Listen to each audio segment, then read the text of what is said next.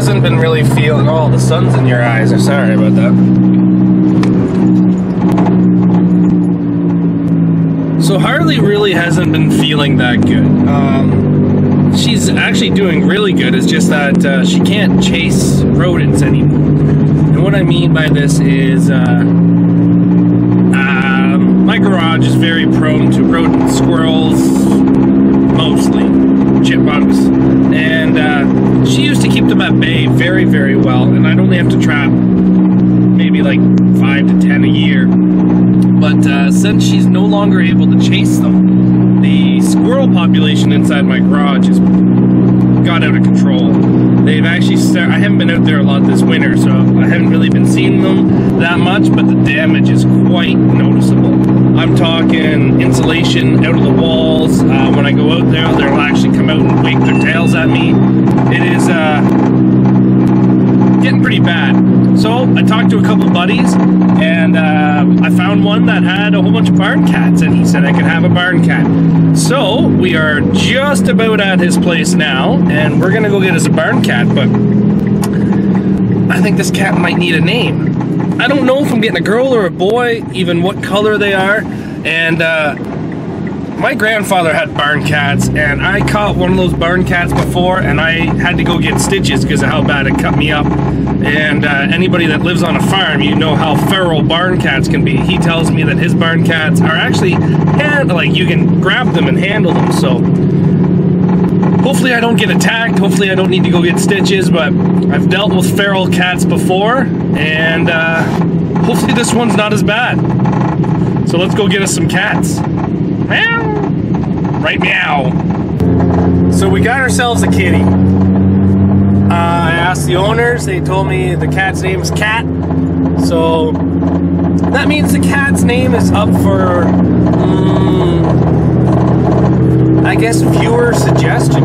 Now, I wanted to film me catching it, but honestly, as soon as I grabbed the cat, everything went to crap fast.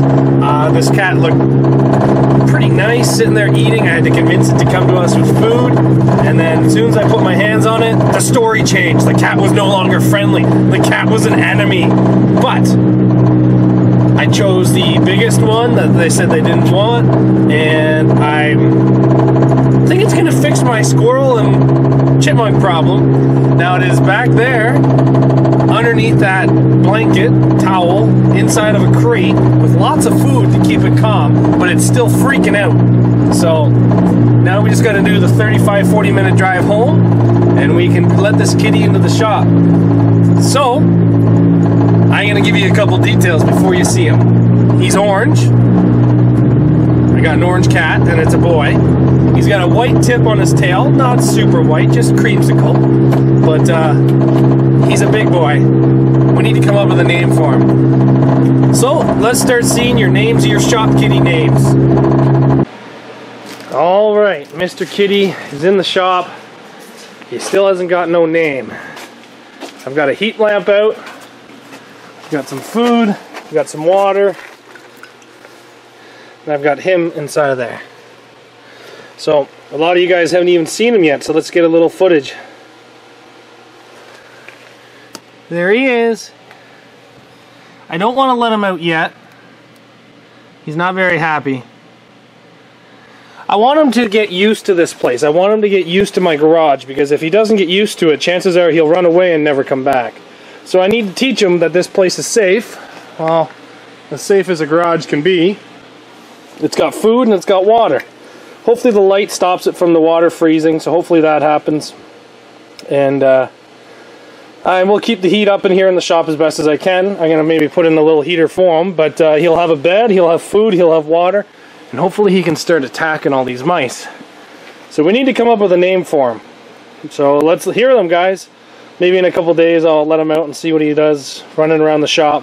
I'm going to let him out, but I have to put him back in so he gets a chance to figure out the shop, and then gets put back into there, so realize that he's safe and no one's going to hurt him. So we got ourselves a shop kitty, so let's come up with a name. Well, day number 2. Let's let him out and see what he's doing. Well, he's a little scared to come out of his house. day number 2. Let's see if I can get a flashlight on him.